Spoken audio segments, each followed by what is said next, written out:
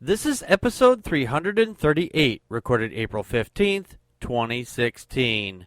Packard Pokes At. Jesus shares his special sauce at BK. I want to thank Seawalker from the chat room for this week's show title. What time is it? It's Packard Pokes At time. Hat? Check. Shirt? Check. Pants? Optional. Mug? Double check. Check us out at cafepress.com/PackardPokesAt where you can get all this great merchandise and more. Do you like Packard Pokes At and want to hear it on demand and on the go? Download the free app today at Stitcher.com. Available on iOS, Android, Nook, and iPad. This is Packard Pokes At, and I'm poking at your news.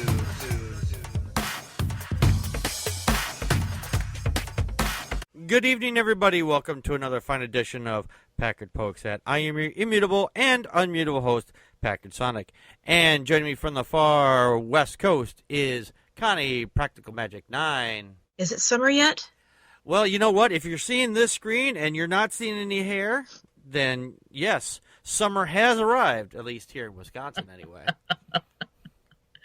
Put on the Beach Boys music and something. Yeah, put on the Beach Boy music and do all kinds of, all that happy horse shit, you know. Yeah.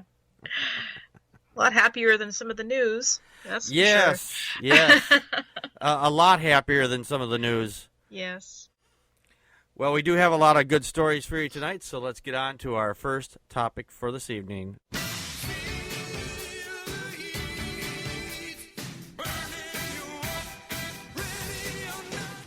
When it comes to the LGBT community, they are being basically put under attack by the religious right in several states, North Carolina being one of them, and the Republicans especially. With this particular thing, the hypocrisy the Republicans are often known for, Jeremy Durham apparently has been exiled from the House of Representatives because of allegations of sexually harassing at least 34 different women. The House Speaker, Beth Harwell, had Durham's office moved across the street and limited his access to the House building after the Attorney General, Herbert Slately, issued a warning that declared Durham a continuing risk to unsuspecting women who are employed or interact with the legislature.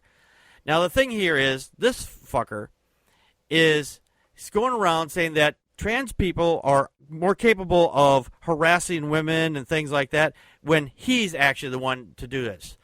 Not only that, he was also forced to resign from the House Majority Whip, but still intends to run for re-election. You've been forced out. You think that they're going to say, okay, you've been reelected, we're going to let you back in? No, they'll just fucking force him to quit again. And it turns out this isn't even the first time he's been in hot water. He once wrote a letter on House stationery to support a pastor who pled guilty to statutory rape and possession of child pornography. Connie, your thoughts? Well, the GOP base in the state is trying to paint this that he's being persecuted because one of the other things that he's in hot water for is prescription falsification. I guess that he's on Adderall. He uses Adderall which is normally for ADD. Mm-hmm. But no, they're trying to paint it and saying he's being persecuted, blah blah blah, whatever. No, if you have that many people saying you're touching me and I don't want to be touched, or pressured, it's sad. I don't know how they're handling this. I mean, shouldn't they just kick him totally out? Shouldn't he be arrested? I would think that he should be arrested and at least barred from ever running for that office again. But it's not stopping him. No, it's not stopping him. And the thing is, this fucker is one of the people behind the transgender people who are going to attack women in bathrooms. Because they're pretending. Yeah, because they're going to pretend. They're pretending to be a woman trapped in a man's body or vice versa. Yeah, exactly. Because this has been said all over by a lot of Republicans. Louis Gohmert comes to mind, and what's his name, Huckabee, Huckster. he said that, oh, I could just pretend to be a woman. I just have my feminine side today. I'm just going to the girls' bathroom so I can watch them pee. No. You know how many people who've been attacked by transgender people in bathrooms? Zero. Mm-hmm. And this fucker has attacked multiple women. Well, the GOP has known for a year that there have been complaints about this. Mm-hmm. And the problem with that is under federal law, if an employer knows or should have known about a harassing conduct and has failed to take action, that is a basis for a liability lawsuit. Yes, it is. I suppose that's why they moved him across the street, so they could try to limit this. Oh, and surprise, surprise, he's married too. Yeah. His wife's a doctor, an optometrist, or some kind of eye doctor. I hate going to the optometrist. Every time I walk in, they say, take off all your clothes. I don't know. Maybe I'm going to the wrong optometrist. I think they don't know how eyes work. Yeah, they're also blaming the liberal media. Yeah, for his all his problems. So yeah, and by the way, evidently when this started falling apart for him in January, mm-hmm. he took a two-week hiatus, and he had medical and pastoral counseling during those 2 weeks. Oh, nice. Doc and stock. He's responding to your eye doctor's thing. Oh, does this look bigger with the left eye or the right eye? Oh, but hey, Durham, project much? Kettle? Yeah. Kettle calling the pot black. Calling the kettle black, yeah. Yes. Building a better future, science and technology. We have talked extensively several times on the show about the privacy that we all enjoy, that our phones have an encryption on them that's built into the phone, especially if you have like an iPhone, like what I have, for example. If I lock it down, that somebody that comes along just can't unlock it and get all my personal information, because like most Americans, I have access to my bank and other sites and private chats with people. And the thing here is that the Justice Department has been trying to force companies to put in a back door into their phones. And Apple has resisted this, along with several other companies, for example, and they're correct. Apple is correct. They said because if they put a back door in there, then anybody can get in there. Because the government doesn't seem to understand, or they do understand way too well, that the fact is that if there's a back door there, somebody else is going to get in there. This is actual result of the terrorist attack that happened out in California last year, or was it earlier this year, wherever? I think it was December of 2015. Yeah, it was December, late December. Yeah, but the San Bernardino shootings. Yeah. And because of this, they wanted Apple to open and unlock an iPhone for them so they could get in there and get the information that this terrorist might have had. They eventually dropped the lawsuit against Apple because a third party was able to get into the phone using a zero-day exploit. Now, if you're unfamiliar what a zero-day exploit is, it's a vulnerability, is a previously undisclosed computer software vulnerability that hackers can exploit to the adversity affect programs in computers, or computer programs, data, additional computers, or on a network. And it's called zero-day because once the flaw becomes known, the software's author has 0 days in which to plan an advisory, any mitigation against its exploitation. For example, I discover a hole. Let's say I discover a hole in Facebook, and instead of telling Facebook about this problem, I just say, "Okay, here, everybody has access to it. Now everybody can log on and take all of Facebook's money as fast as they can before they patch the hole." Which would be great, but I don't have those kind of skills. And I think that would be a felony, actually. But and you don't have 5 years for Club Fed. Yeah, and I don't have 5 years for Club Fed, yes. And I'd lose all my stuff. Coming to you from Club Fed, Packard Pokes At. I don't think they'd let me. I don't think it would let me I don't think they'll let me broadcast from federal prison. Anyway, they were able to get into this phone, and it turns out the phone that the terrorists had was an iPhone 5C. They said that the hack, that the zero-day exploit that they used was only good on that particular phone. And I'm still a little skeptical of the fact is that because they say it's just for this particular phone, because it's the same operating system. And maybe they're telling the truth, maybe they're not. I don't know. But personally, I'm still glad that my phone is encrypted. And to fuck the government to say you can't tell businesses what to do on this.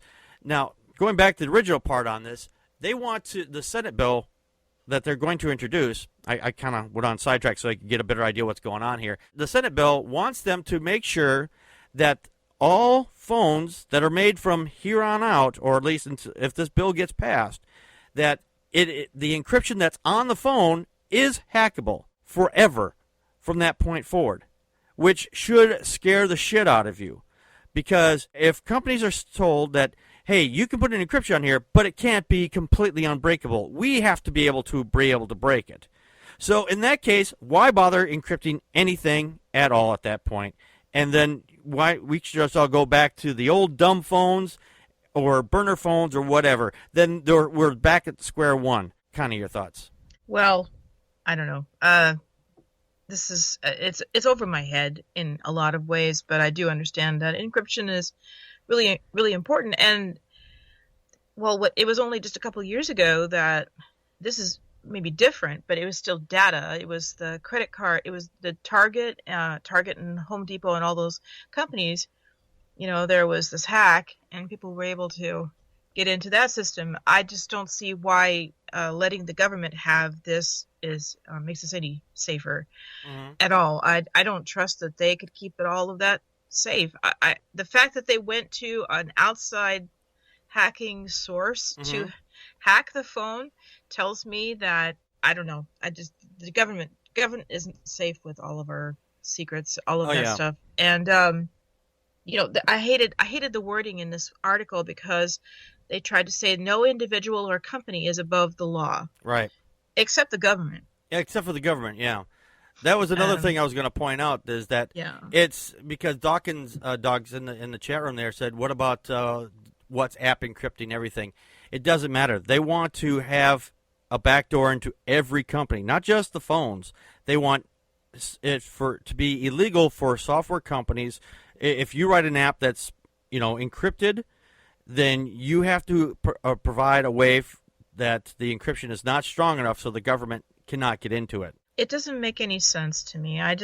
Because all of this is about looking for terrorists, and I'm sick to death of having to worry about terrorists and having that be why we're stripping down and we're going through metal detectors on planes and or stuff like this. That's really scary because this is privacy, and I don't know. I did see an article that an op-ed piece on TechCrunch that said that actually there was a back door. But that's one of the main reasons. There was a weakness in the Apple design.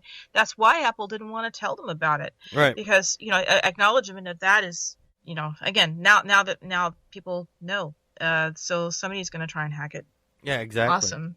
And all for a couple of people who had some stupid fucking idea that their religion was telling them that they were needing to do something, or their personal pride was injured and they needed to kill a bunch of people, and now everybody else has to pay the price for that. Yeah. This is crazy. Dawkins Dog, this comment, it kind of fits it really well.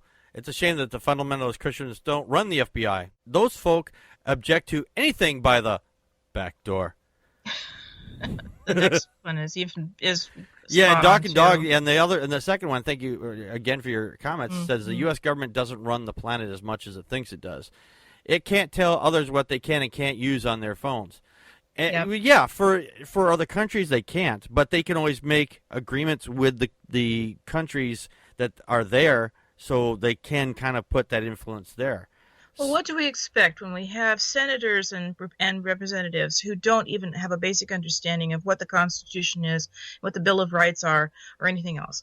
They don't even understand how civics works in our own country. So how do we expect them to be delegating all of this stuff fairly and correctly? It's we're expecting too much of them. Yeah, we are expecting way too much. Need to vote up, not down. Exactly. Get these people out of office. Are these people electable? The ones that want to put this bill into place? I mean, is this a Senate thing? I was surprised. Dianne Feinstein, who's a Democrat, but from California, is one of the co-signers of this bill.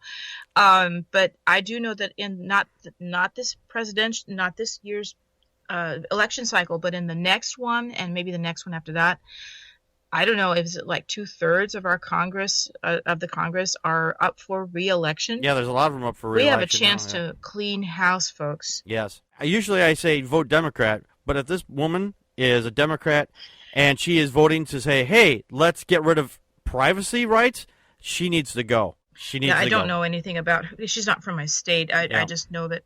Not nor mine either. Yeah. But I don't care who it is Republican or Democrat. If they want to get rid of privacy, then they should be the first ones to be investigated. But you know what? They're going to say, hey, you can't investigate us.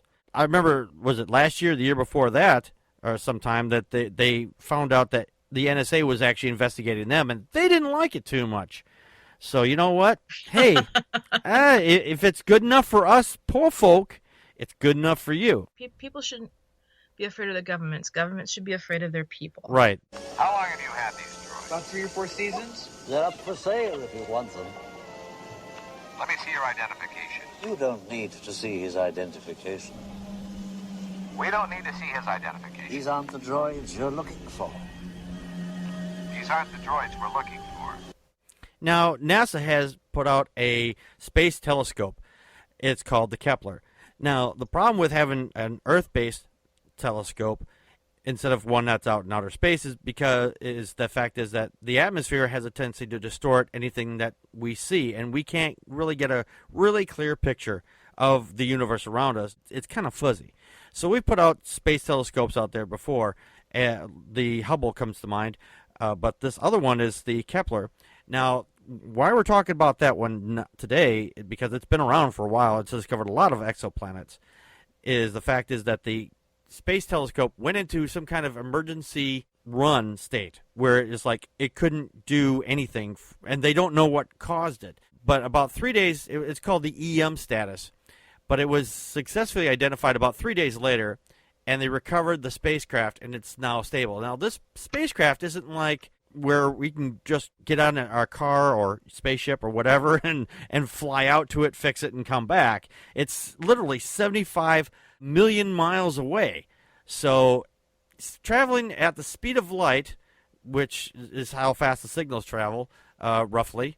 The signals are sent from Earth. Takes it literally 13 minutes to go there and come back. According to the article, it says it's traveling at the speed of light. Now, so if this signal is traveling that fast, and then coming back, and it takes 13 minutes. Imagine how long it would take for us to take a shuttle out to go out to fix this damn thing. This is why we don't fix things like this like that. You know, you can't go up to it like an iPhone or something, hard reset it. It's like, oh, everything's all fine now. But according to NASA, the EM is the lowest operational mode. But what's odd about that is when it's the lowest operational mode, but it's the most fuel intensive. I don't understand that. I would figure, if it's in a low operational mode, it should be more fuel conservative, not more intensive. But well, maybe it's because in that lower operating mode, one of the things that's missing is sort of like your air fuel sensor on your car or something like that. Oh, I see what you're saying. Yeah. Yeah, it helps to regulate the fuel usage. More fuel is just going out because it's not being regulated by a sensor or part of the program. Your car's running on only 3 cylinders, and yeah, I can see that. I can see that. Yeah. Your continuing thoughts on that? Yeah, I can't believe all some of the images and things that Kepler's found has been have been really fascinating. Just recently found the first Earth-sized planet in a habitable zone of another star. For example, a zone where water won't freeze or boil off. And Yes. it's weird. I'm like, how do they fix things? It's just circuits talking to circuits, I guess. Yeah. Not having to turn a wrench. And I guess it's been up there for 7 years. Yeah. But it's Deep Space Network. DS. It's not DS9 though. No, it's not DS9. No Cisco. No up Cisco. there. No Odo. No. If you don't know who those characters are, fuck you. I don't care anymore. So yeah, I just like looking at pretty pictures. I'll be honest with you. Yeah, they are very pretty pictures. Yeah. Now the DSN, which is the Deep Space Network here, it's 3 large radio antennae that are strategically placed across the entire globe, so that way, no matter where the Earth is pointed at, we can talk to this probe at any point we need to. And what's interesting about this is because we only have a few of them, the fact is that they had to spend a lot of hours to try to get this thing running again. So everything else was suspended, so they could actually, work on this. So a lot of stuff is still kind of sitting in the waiting wings. So that new star or planet that has civilization like ours won't be discovered for several more days or ever now, because we had to dedicate it to the Kepler. Oh, okay. It might even be something that's moved out of orbit and where we could watch it now. Right, yeah, exactly. That's what I'm saying. Well, that's the problem when your car's in the shop. Yeah. You have to get a loaner. Yeah, and you might have missed that job or opportunity because, your car broke down and, you have to walk for a while. Yeah. Oh, gosh. Now, what's really interesting is it costs about $18 million a year to maintain operations with this. With that probe. I didn't realize it cost that much. I mean, I figure, a few $100,000, but $18 million, that's, for... In total, it says here Kepler has cost around $600 million. Yeah, to start off with, yeah. But a good portion of that was just to get the development and get it launched out, too, so... But I wish now I'd opened up the... it says how much we spend on military every... Yeah, the military is way more, though. The $18 million a year to put a satellite in orbit, drop in the bucket by comparison. Right. Yeah. That's what I mean. You put your money into what you value, and I find it discouraging that that's what we value most. Yes, it is.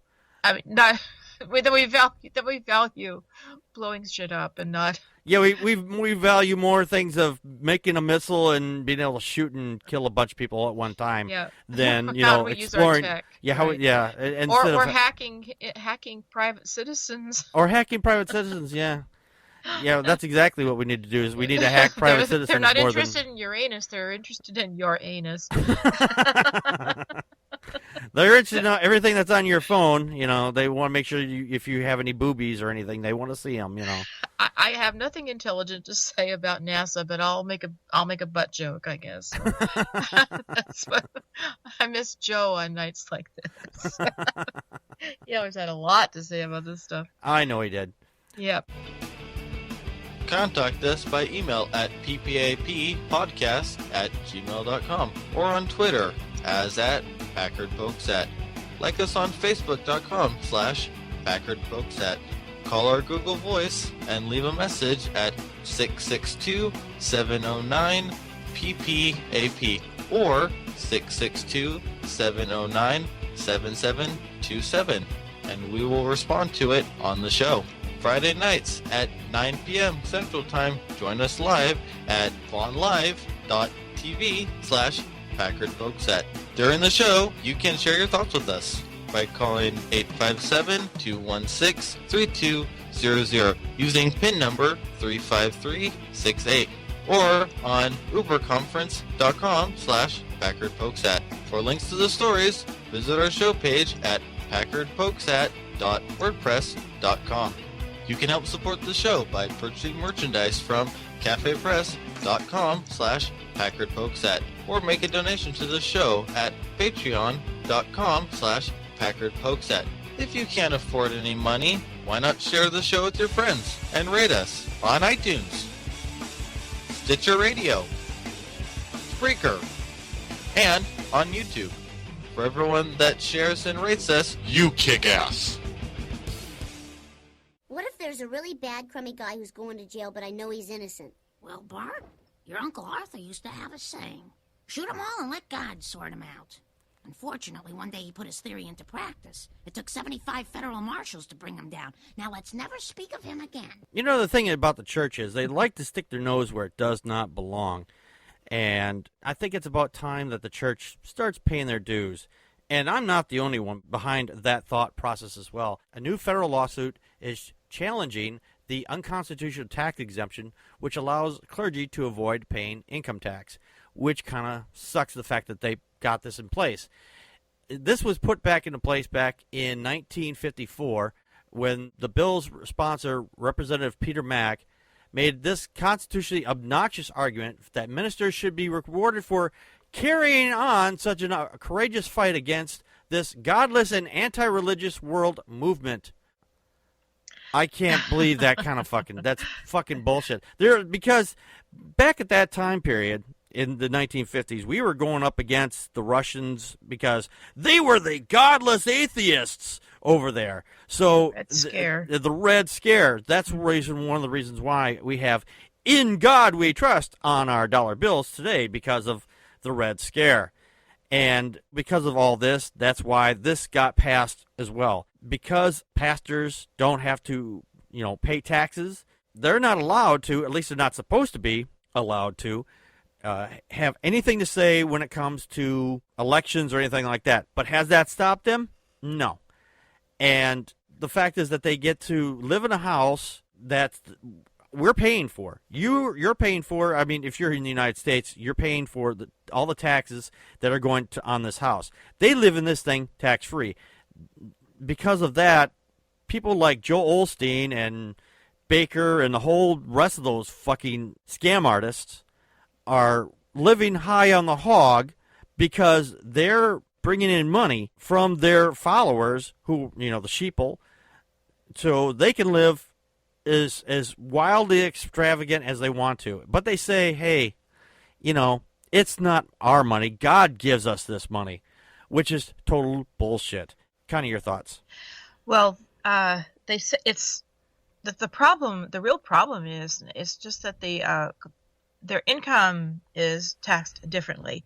I think there is some tax that they pay on their income, but the housing deductions and these other deductions that they get, they're taken off of their income before it's taxed. Mm-hmm. And it lowers their income even more. And then they can basically get housing for next to nothing, and then they can go on and deduct their interest and their taxes and improvements and all of these other things on it, and that benefits the churches. And then today it's found that 84% of senior pastors receive housing allowance of $20,000 to $38,000 in added but not reported compensation to their base salary. So the way they structure a pastor's income in a lot of churches is to take advantage of these tax loopholes that they get. And here's what I think. I think that if we were actually able to have pastors and churches pay tax, we would see a drastic change in how churches operated. I think that I think more and more would become LLCs and would actually rent buildings out to themselves and try and dance around that. Yeah. Now, the thing is here, though, back in 2013, we did have a small victory, although it was brief.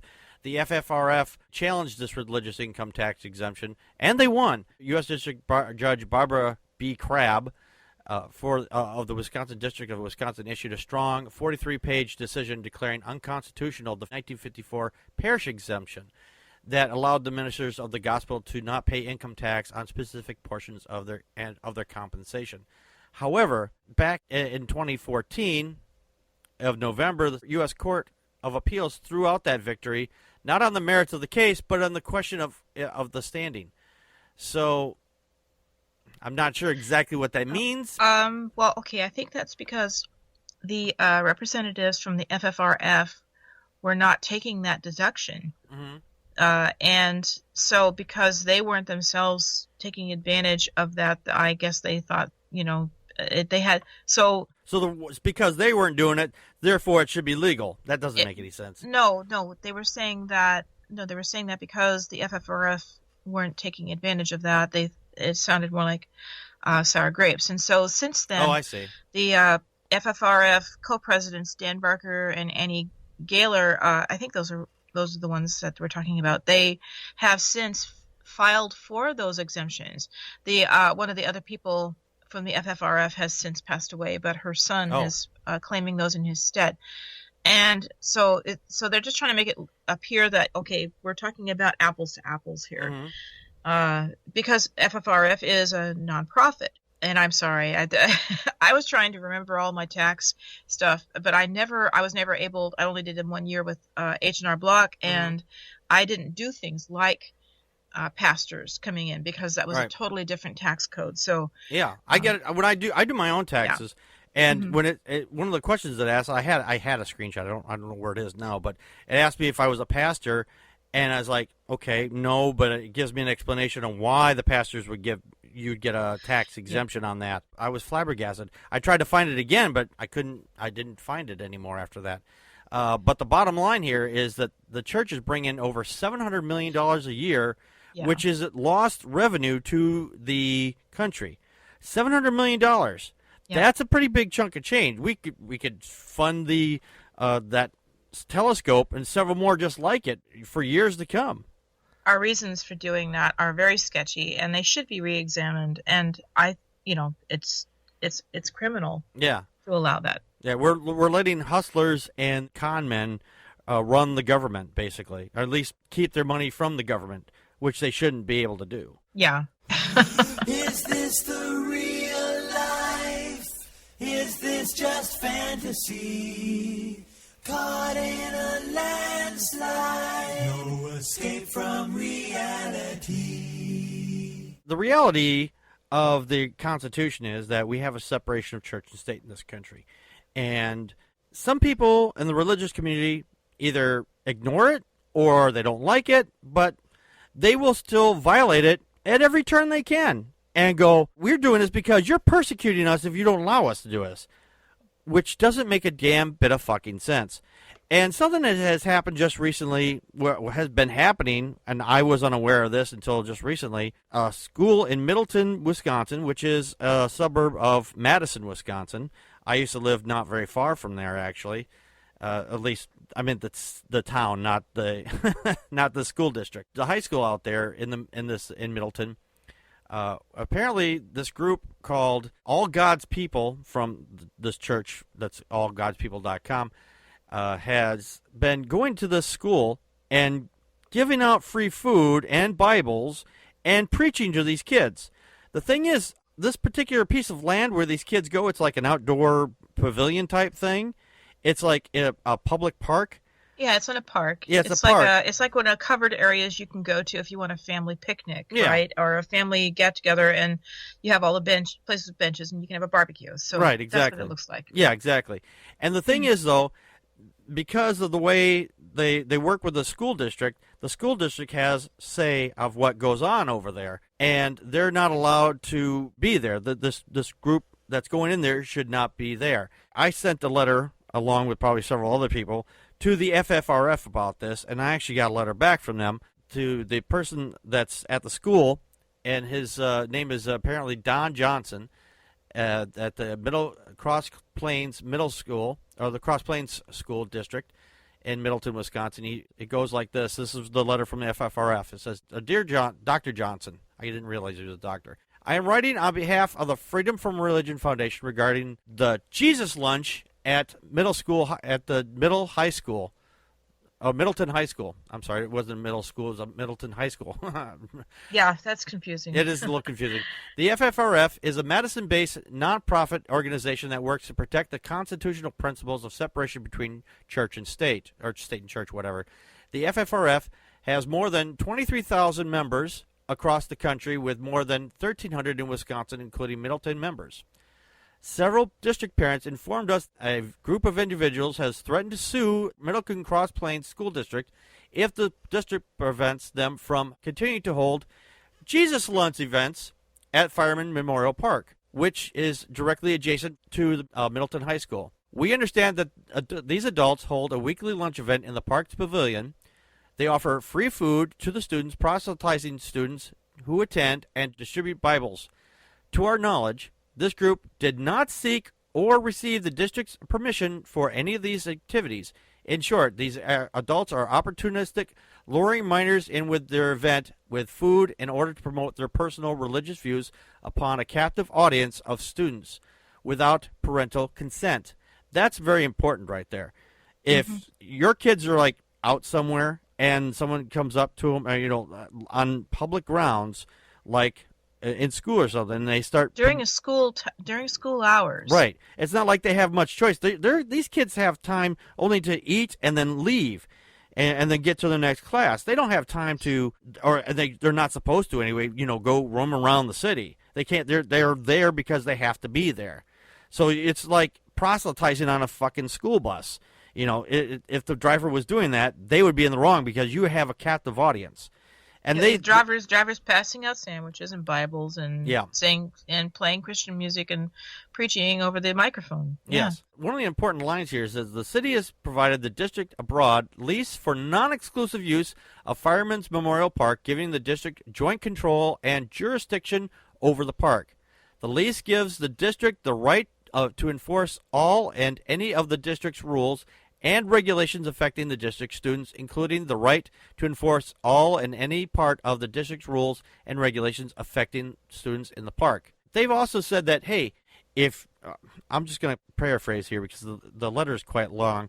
If you continue to do this, we're going to come over there and we're going to proselytize atheism and maybe Satanism or whatever. We'll promote something else at the same time that you are. So, hey, if you don't like that, tough shit, because we would prefer you just stop, because we don't need to make this a battleground of ideas out there. Let these kids alone. Let them eat their lunch in peace, basically. Connie, you have any additional thoughts on that? Oh, well, it's interesting that I know in all the schools here in Washington State, if you want to go onto campus, you have to register at the front office. You have to request, and if you want to bring a group on or things like that, you've got to register with the school. These mothers, they're saying it's mothers because they want you to think, oh, it's just originally they say, well, it's just a couple moms who wanted to have lunch with their kids, and they asked their kids, oh, well, what do your kids know about your faith? And they said, well, I don't think they know anything about it. And so these Christian moms got all upset, so they started bringing extra food, and they'd sit there and have lunch with, outside with the kids, outside of the school. And, no.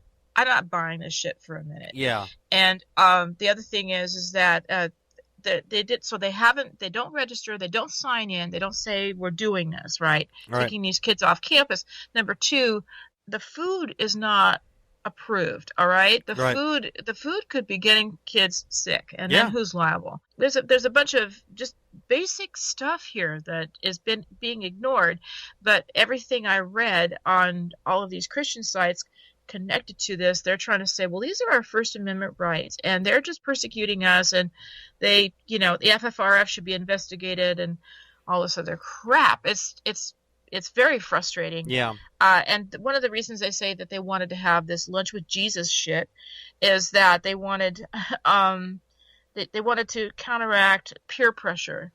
And yeah, bullshit. They're creating peer pressure. That's peer pressure. They're exactly what they're doing. They're creating peer pressure. Actually, my friends believe in Jesus. Why don't you? Authority pressure. Yeah, exactly. All my friends believe in Jesus. Why don't you? And the thing is that they're going back to one of your other points there is that well, they don't know what we believe. Well, who fucking cares? Not everybody's asking my opinion of what I care about, but you obviously seem to think, not you, Connie, obviously, but our audience, but if I don't go around, pushing what I don't believe on everybody either. If you want to discuss it, fine. I'm willing to have that conversation. I'd rather not, for most part, because it really gets me irritated. Because, well, reasons. I find that it's much easier to talk with people who, who have that open mind, and I know that it's more worrisome, I think, to family members, for example, that I'm an atheist. It's hard for them to talk about these things. I have to approach it very in a different way. If they're believers, and I have a lot of family and friends who are believers. So I just sort of I don't know. They get offended really quickly, and I remember feeling that way myself. Not necessarily offended, but just it felt like it was really hard to break through that wall, and I couldn't understand it. Anyway, so they're painting it to be just these little gray-haired moms, or these soccer moms that want to have a sandwich and share the Bible, and it's all homey. But no, this park is actually adjoined to the school, and so there's questions about whether they're actually breaking rules by having they are clearly breaking the rules during school hours. They should. If you want to come in after school hours when all the kids are gone. And when they're going home, and they're already home, or whatever. That's you want to bring in a bus and say, "Hey, we're having an event at our church." That's fine. Come on out. You know what? Guess what? I wouldn't get on a bus like that. Why aren't they doing that? You know why they're not doing that? Because they have a captive fucking audience, right? And they have young minds that haven't been corrupted by knowledge. Knowledge. Knowledge and skepticism. Prime kids are prime for this. And you know what? I wouldn't even let them bring a bus anywhere near there. They would say they would have to be somewhere else off the property. They'd say, "Hey, we're going to put up our Jesus thing. If you want to come to our church after school, then I think that in your park, like several blocks away, that's fine." Yeah, I have that's no what problem. I mean. It's set a boundary. There should be a boundary for that. Oh yeah, because there's a law here in Wisconsin that. Or in a lot of other states, that you can't put up a tobacco shop or a liquor store near a school within a several block radius. That should be the same rule for fucking churches. They should not be allowed within several blocks of a school for the same reasons.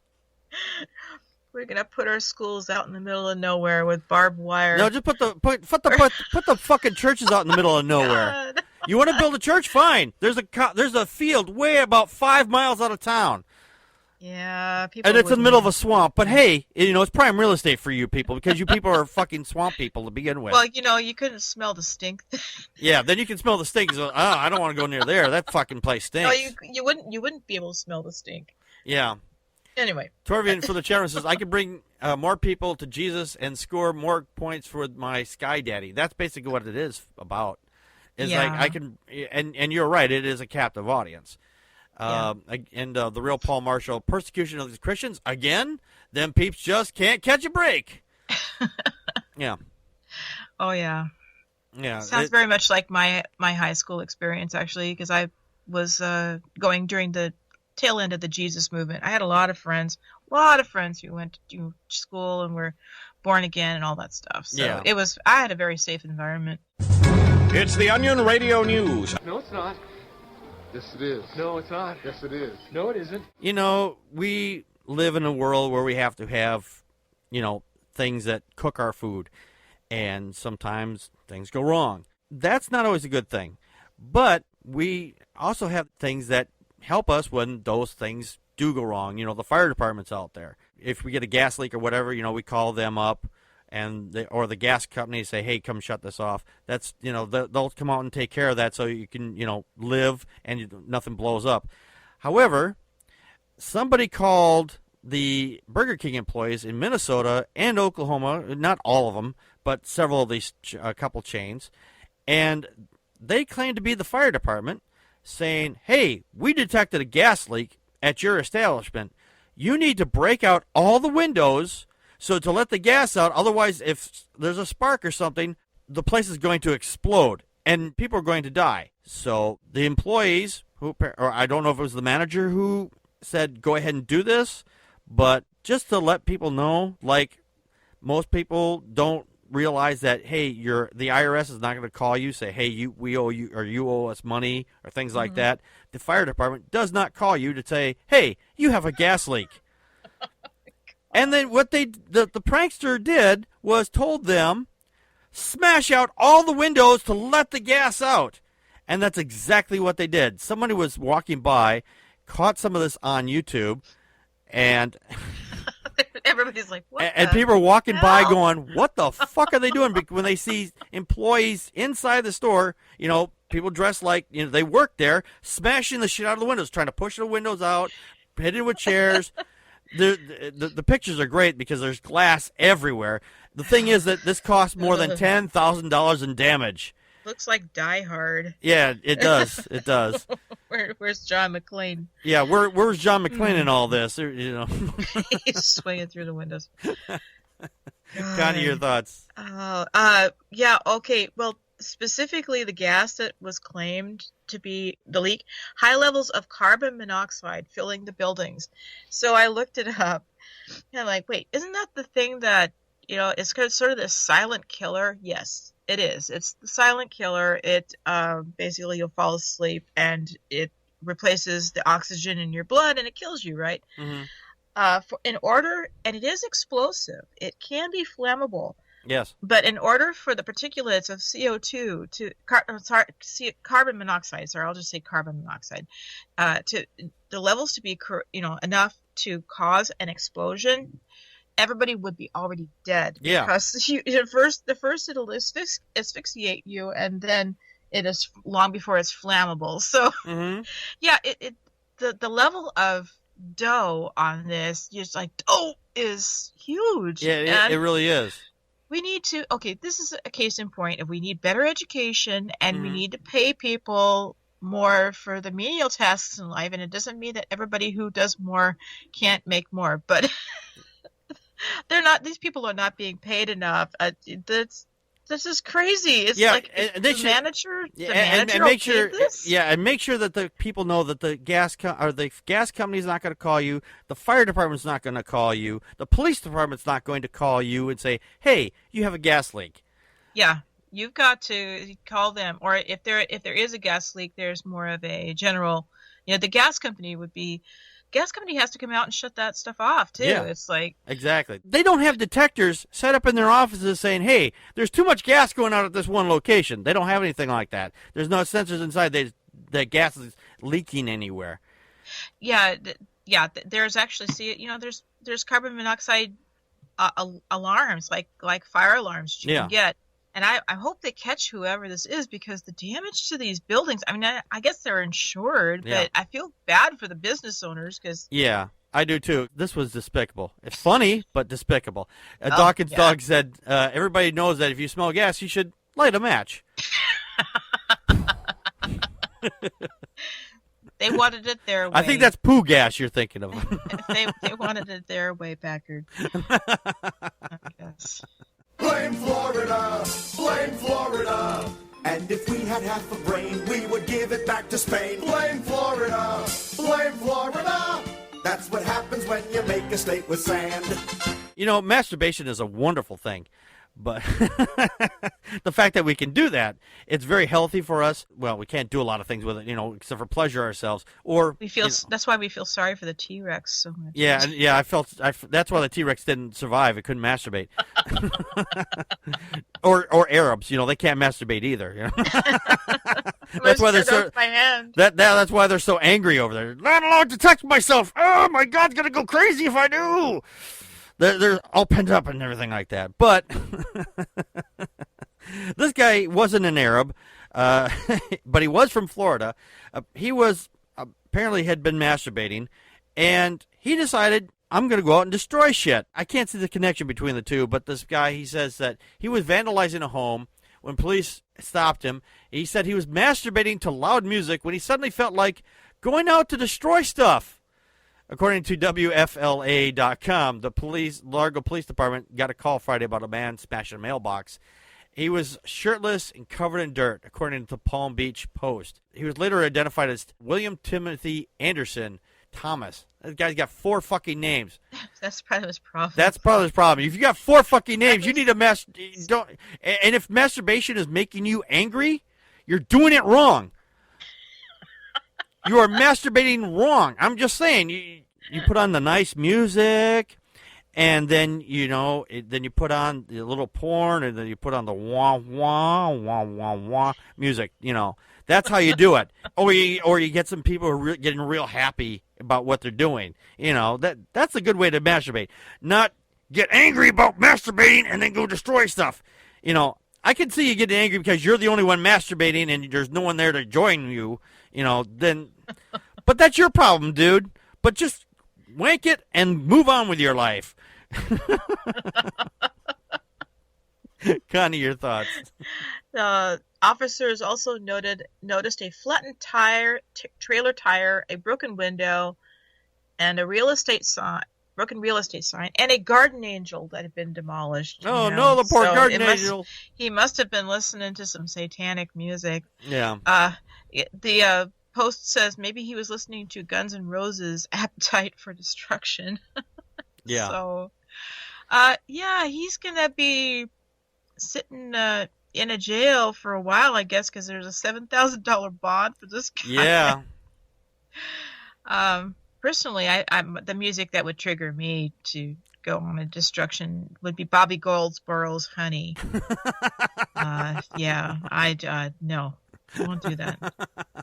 Dawkins Dog said, "You're telling me don't smash up stuff after a sneaky wank?" No, yeah, definitely don't. Don't go smashing shit up after.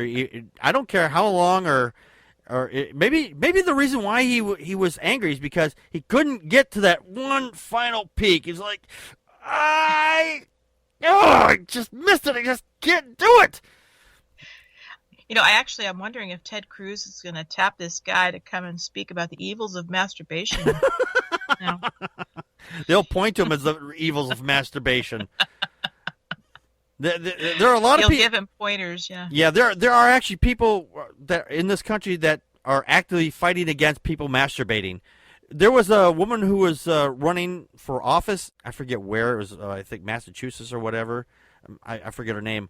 But she says, I'm not a witch, and I don't want people to masturbate, because if a guy masturbates, what good am I? That was one of her actual quotes. It's like, what am I doing here if a guy can masturbate? I was thinking, you stupid bitch. Are you going to line you're going to lay there so everybody who can't masturbate can come up and use you? Maybe this guy was really upset because every sperm is sacred, and he just realized all the little babies that could have been. That was kind of sad, actually. Dawkins said, masturbating can be a risky business. Yes, yes, it is. You say I'm always talking. Yeah, whatever you say. We had a comment from our last show, and that's from Joseph Colball, and he says, my god Mithras is going to be upset you don't worship him.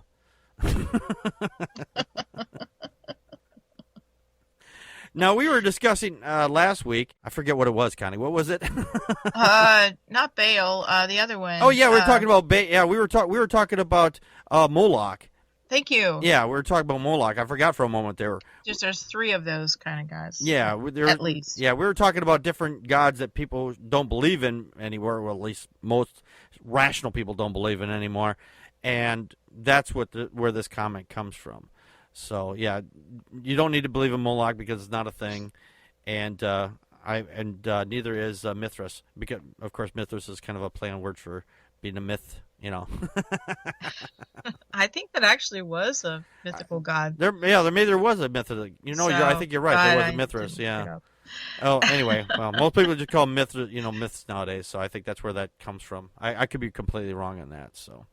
Yeah, well, Christians are actually atheists. There's just they only just believe in the one. Yeah, they're 99.9% atheists. That's the way I look at it. So, speaking of atheists, Connie and I have been reading the Bible. Not for fun, not for profit. Well, maybe for profit. And we're doing this on another podcast called The Atheist, the Bible, and No Wardrobe. And I think I finally got the goddamn scheduling thing figured out. I thought I said that like a couple weeks ago that I thought I had it figured out, and apparently I didn't. But I think I've got a handle on it now that I don't have quite so many in queue, as it were.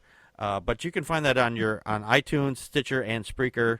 And a new episode went out today. If you're as the night of this broadcast on Friday, so if you're listening to this on Saturday or Sunday or whenever I get the fucking thing out, you can check it. You can check that out as well, and give it a listen. We've got several episodes out. I won't say the Bible is interesting, but there are a lot of parts there that when we discuss this thing, is that some thoughts that come to my mind are like, how anybody can actually sit here, read this damn thing, get this far in. I mean, we're not even out of Genesis yet, and the fact is that anybody can sit there and say, yeah, this is the Word of God. They have obviously never read this stupid fucking piece of shit. So I'm keeping my hammer close, Connie. Oh, come on now. I mean, maybe bashing my brains in any day now. Oh, goodness. But anyway, no, it just give the show a listen. It's actually we actually have quite a little bit of fun with it, and make it as entertaining as possible. You can do with a 2,000-year-old dusty piece of shit. So give it a listen. Give us some feedback. Tell us what you like, what you don't like, and you can write to us at tatbanw. That's TATBANW @gmail.com. So leave a 5-star review on this show and a 5-star rating and a review for this show and that one if you would. That'd be great. So until next week, we'll see you then. This has been Packard Pokes At. We just poked at your news. And that's a wrap.